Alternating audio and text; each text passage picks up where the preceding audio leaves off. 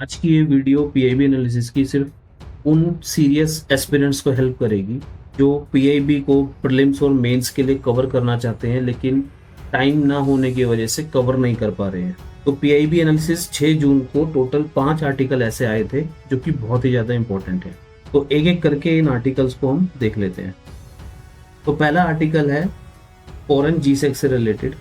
तो गवर्नमेंट ने इंट्रोड्यूस किया है एक सीरीज ऑफ रिफॉर्म को to increase FPI participation in government securities. तो ये न्यूज में क्यों है? It aims to attract stable long term foreign capital, remember this word, long term foreign capital, deepen the GSEC market and strengthen India's and debt market. Expected to support infra, manufacturing and urban development, including climate initiative and national priorities. Why in news? तो government ने undertaking लिया है कि India की जो position है leading destination for global investment की, उसको हमें और अच्छा करना है। ये डीपेन करेगा कैपिटल मार्केट को और एक सीरीज ऑफ रिफॉर्म इंट्रोड्यूस की गई है जिससे जो फॉरेन पोर्टफोलियो इन्वेस्टर है वो और ज्यादा इंडिया के जीसेक्स में पार्टिसिपेट कर पाए। ये जो रिफॉर्म्स हैं ये अट्रैक्ट करेंगे stable long term foreign capital को और स्ट्रेंथन करेंगे इंडिया की डेट मार्केट को। अब जीसेक्स क्या होती हैं?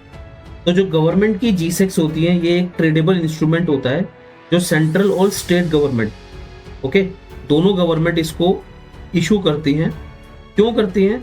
To fund public projects, manage fiscal deficits, control market liquidity, and meet other financial requirements.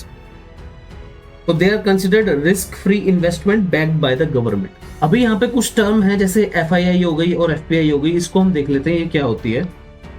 तो FII यानी कि investment made by foreign institutional investors such as mutual funds, pension funds, insurance company and hedge funds, इनको हम FII बोलते हैं। जब investment foreign individuals के द्वारा की जाती है इंस्टीट्यूशंस के अंदर, जैसे कि स्टॉक्स में, बॉन्ड्स में, म्यूचुअल फंड्स में और गवर्नमेंट सिक्योरिटीज में, उसको हम FPI बोलते हैं। और FPI में इन्वेस्टमेंट के लिए ये जरूरी नहीं होता कि उसको इंडिया में रजिस्टर्ड होना पड़े। ये एक बहुत बड़ा डिफरेंस है बिटवीन FII और FPI के लिए। जीसेक्स हमने डिस्कस कर ही लिया है already, tradable debt instrument issued by central government and state government. अब ये BIS क्या है? तो international financial institutions owned by central banks promote monetary and financial cooperation among them, जिसको हम बोलते हैं बैंक फॉर इंटरनेशनल सेटलमेंट्स। तो ये इसके थ्रू जितने भी ये FII और FPI के ट्रेड्स होते हैं उनको सेटलमेंट करते हैं। अभी यहाँ पे 2 टैक्स रिजीम आ रहा है, वो दोनों हम एक बार देख लेते हैं।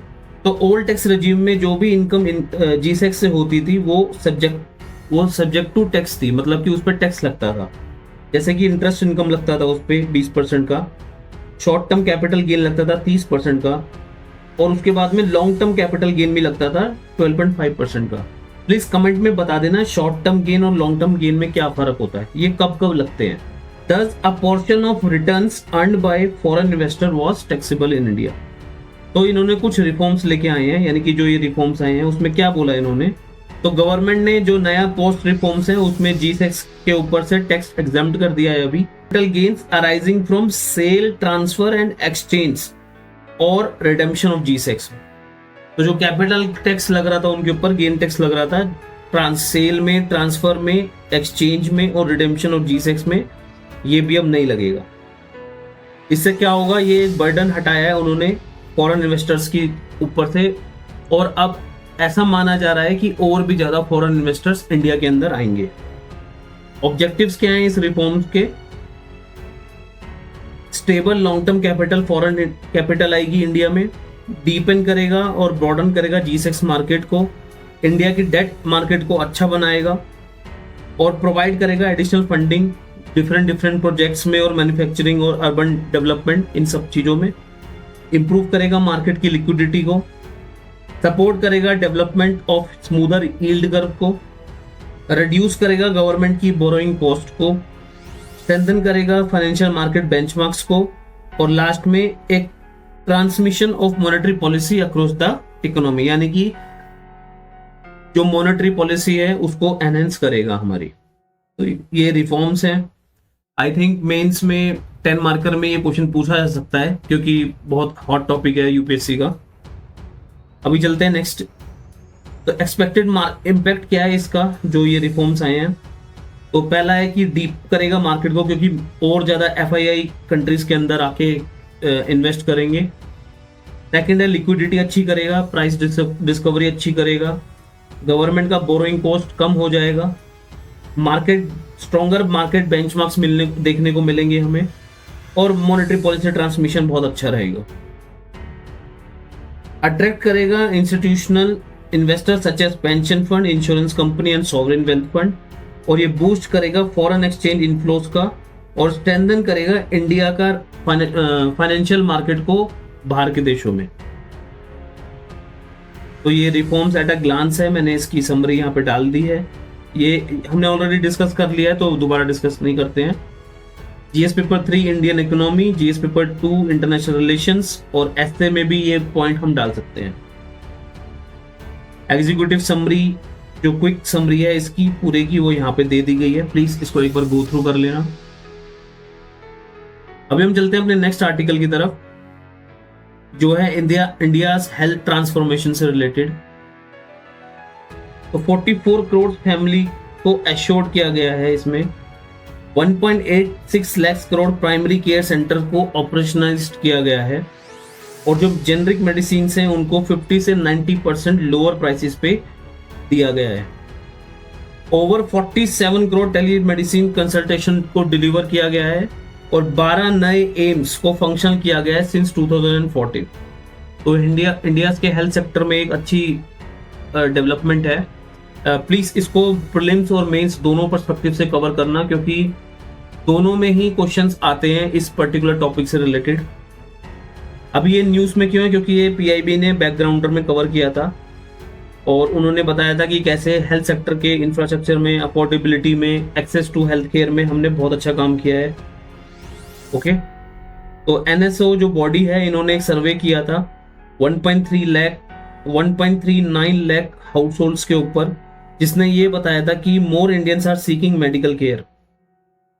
Out patient care of government facilities is free, no payment for consultation, diagnosis, test and medicine, and about half of inpatient patients pay less than 1100 for their care। तो ये एक तरह की कोशिश है गवर्नमेंट की कि पब्लिक में जो हेल्थ केयर है उसका ट्रस्ट बढ़े। ओके, ये इंडिया के हेल्थ केयर बजट देख लो, तो ये 2013 में जो बजट क्लोज टू 60,000 करोड़ के आसपास था, वो अभी मोर देन 1.60 लाख करोड़ के आसपास पहुंच चुका है। तो हेल्थ सेक्टर में एक जो प्राइमरी कंसर्न है वो होता है आउट ऑफ पॉकेट एक्सपेंडिचर। तो यहाँ पे गवर्नमेंट का डेटा ऐसा बताता है कि आउट ऑफ पॉकेट एक्सपेंडिचर भी इंडिया में जो है वो कम हुआ है काफी। तो ये एक बहुत बड़ी अचीवमेंट है एक्चुअली में गवर्नमेंट के लिए। और इस पूरे हेल्थ सेक्टर में अगर हम आयुष्मान भारत को छोड़ देंगे तो हम एक बहुत बड़ा क्रंच छोड़ देंगे। तो आयुष्मान भारत एक world largest public funded health assurance scheme है, जिसमें इंश्योरेंस कवर मिलेगा 5 लाख अप टू 5 लाख पर फैमिली पर ईयर, और secondary and tertiary care to 12 crore families जो कि सोशियो इकोनॉमिकली डिप्राइव्ड हैं। और ये जो आयुष्मान भारत स्कीम है हमारी, ये रैपिडली बढ़ रही है, इसको एक्सपेंड कर रही है गवर्नमेंट, जिसका बजट एस्टिमेट 6,400 करोड़ था 2019-20 में। अभी उसका बजट एस्टिमेट बढ़ के हो गया है 7,300, और अगर एक्चुअल देखेंगे तो 3,200 करोड़ से 7,178 करोड़ हो चुका है। ये one of the most comprehensive health insurance scheme है। 40,000 claims process daily for more than 1,900 treatment packages. Okay, तो एज ऑफ 5 जून 2026 तक 44 करोड़ आयुष्मान कार्ड क्रेडिट हो चुके हैं। 12 करोड़ से ज्यादा हॉस्पिटलाइजेशन कवर्ड हो चुका है।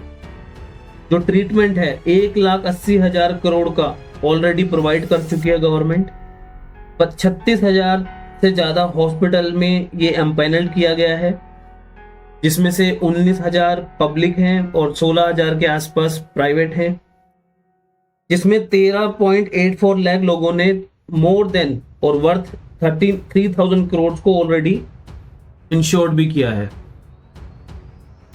Ayushman app, one stop hub for PMJ beneficiaries, available on Android and iOS in 19 regional languages.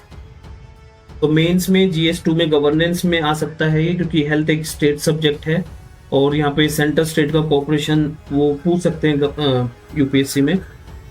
GS paper 3 में आ सकता है सोशल सेक्टर में, और एस्से और एथिक्स में भी आ सकता है। ये पिलर्स हैं आयुष्मान भारत के, ये 4 पिलर हैं, बहुत इंपॉर्टेंट है। पहला है हेल्थ एंड वेलनेस केयर, दूसरा है हेल्थ इंश्योरेंस, तीसरा है डिजिटल हेल्थ मिशन, और चौथा है health infrastructure and human resources. Okay, और लास्ट 12 साल में हमने क्या अचीव किया है वो यहाँ पे एक समरी में दे दिया है। ये डेटा है जो मेंस में भी काम आ जाएगा, तो इसको प्लीज एक बार गो थ्रू कर लेना। अभी चैलेंजेस क्या हैं?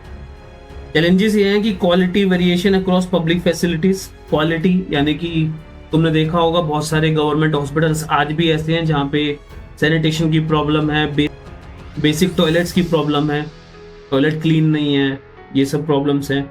शॉर्टेज है डॉक्टर की, ये बहुत बड़ी हमारे साथ में प्रॉब्लम है कि डॉक्टर शॉर्टेज है, स्पेशलिस्ट के शॉर्टेजेस हैं, नर्सिस की शॉर्टेजेस हैं, हाई NCD बर्डन है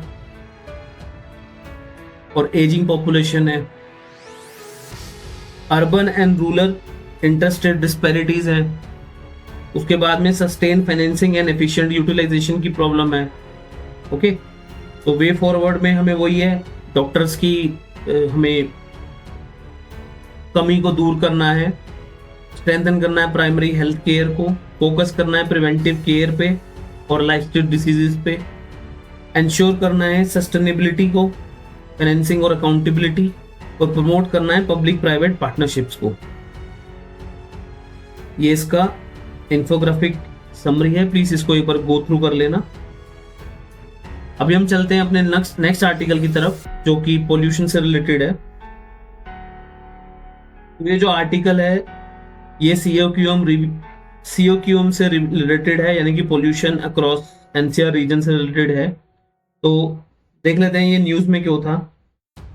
तो CAQM एनफोर्समेंट टास्क की एक मीटिंग हेल्ड हुई है जिसमें उन्होंने रिव्यू किया है एनफोर्समेंट एक्शंस को, इंस्पेक्शंस और कंप्लायंस स्टेटस को across NCR for the period of 11 मई से 29 मई तक, जिसमें इनका प्राइम फोकस ये था कि स्ट्रेंथन करेंगे हम इस एनफोर्समेंट, इंश्योर करेंगे कंप्लायंस और रिड्यूस करेंगे एयर पोल्यूशन को।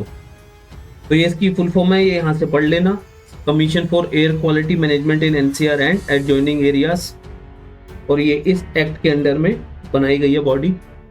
इंस्पेक्शंस जो कंडक्ट हुए हैं उसमें क्या पाया गया है, जो कंस्ट्रक्शन और डेमोलिशन साइट्स हैं इस एरिया में वो है 31, इंडस्ट्रियल सेक्टर है 74 और डीजल जनरेटर्स हैं 140। जो ये इंस्पेक्शन कैरिड किया गया है ये फ्लाइंग स्क्वाड्स द्वारा किया गया है CAQM की। तो बेसिकली ये कुछ डेटा और फैक्ट्स हैं जो मेंस में इंपॉर्टेंट हो सकते हैं अगर हम पोल्यूशन को देखते हुए आंसर लिख रहे हैं तो। और इसमें ये पाया गया है कि 87 वायलेशंस रिपोर्ट हुई हैं जिनके ऊपर क्लोजर्स, सीलिंग्स, डायरेक्शन इश्यूड और कंपनसेशन भी दिया गया 13 केसेस में।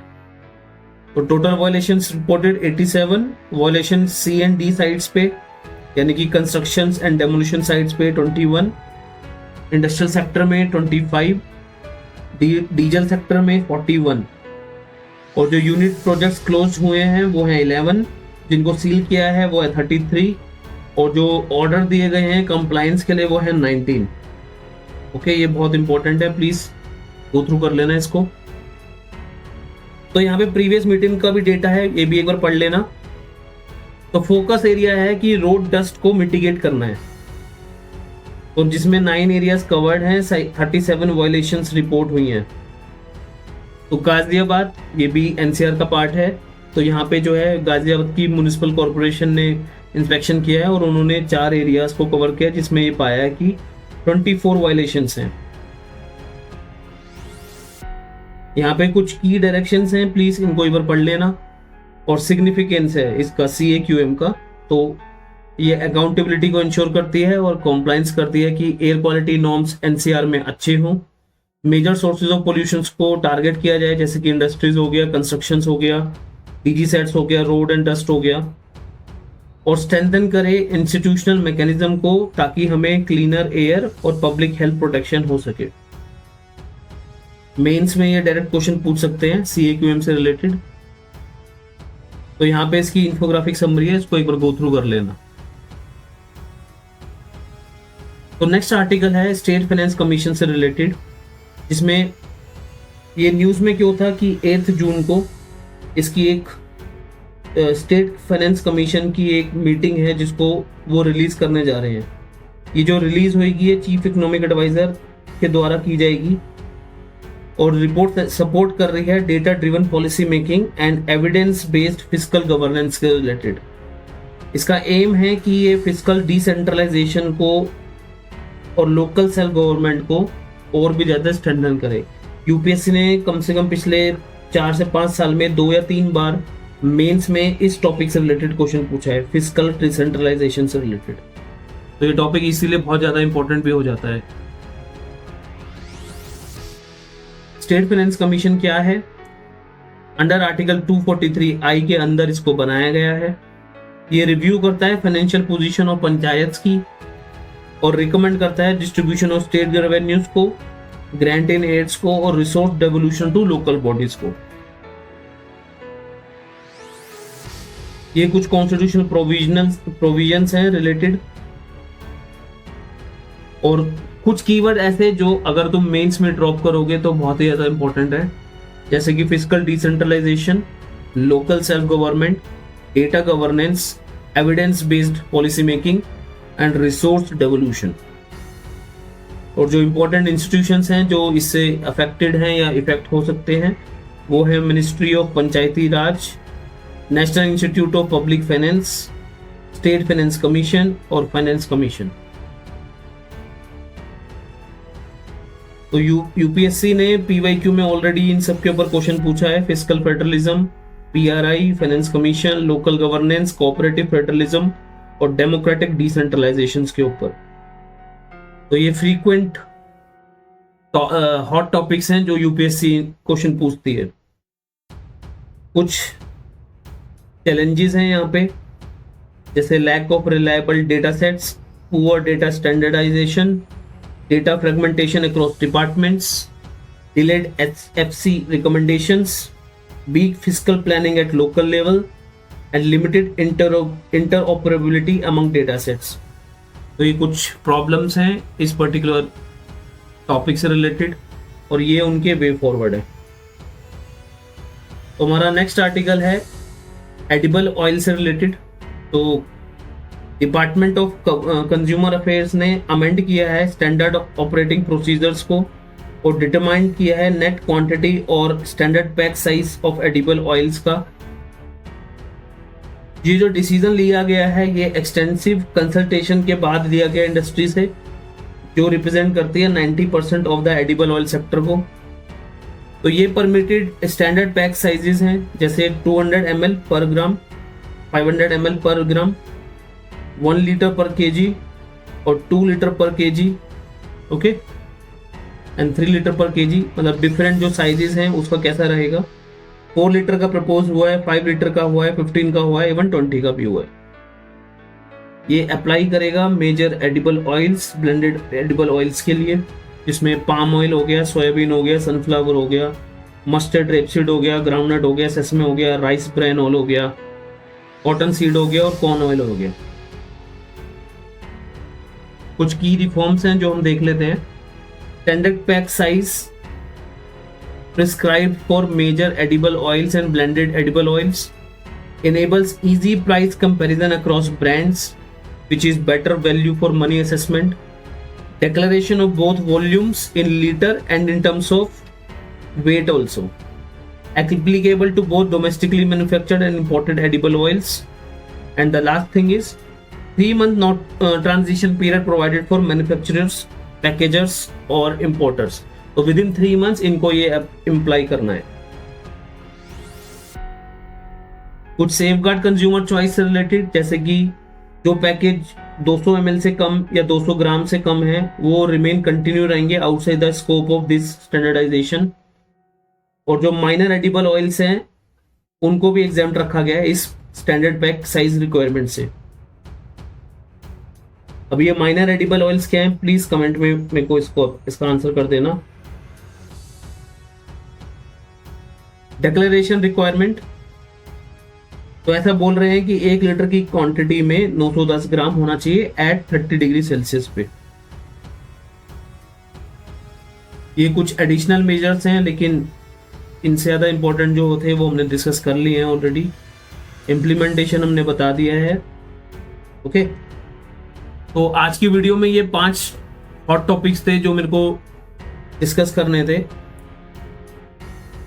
लास्ट रिक्वेस्ट, अगर अभी चैनल पे नए आए हो तो प्लीज़ चैनल को सब्सक्राइब कर लेना, शेयर कर देना अपने फ्रेंड्स के साथ और एक लाइक दे देना अगर वीडियो पसंद आई है तो।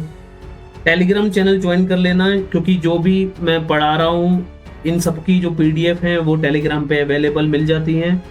ओके, तो मैं मिलता हूँ आपसे कल के PIB एनालिसिस में। जब तक जय हिंद।